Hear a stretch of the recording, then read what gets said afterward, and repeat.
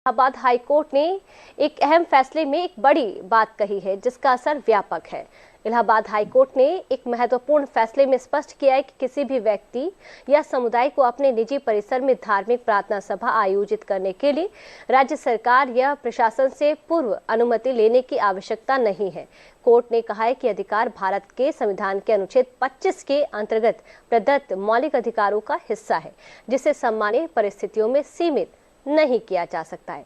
High court ने अपने फैसले में अनुच्छेद 25 का उल्लेख करते हुए कहा है कि प्रत्येक नागरिक को अपने धर्म को मानने, उसका पालन करने और उसका प्रचार करने की स्वतंत्रता है। जब कोई धार्मिक गतिविधि पूरी तरह निजी संपत्ति के भीतर और शांतिपूर्ण तरीके से की जा रही हो तो उसे कानून के दायरे में अनुमति के लिए बाध्य करना उचित नहीं है।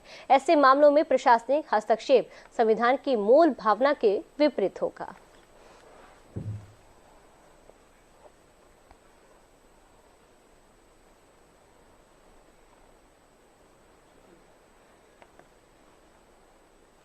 हाईकोर्ट ने दरअसल एक मामले में फैसला देते हुए ये बात कही है। इलाहाबाद हाईकोर्ट के फैसले की बड़ी बातें क्या हैं, अब उसे ग्राफिक्स के माध्यम से समझिए कि आखिरकार इस फैसले में क्या कुछ बातें जो है वो कही गई है।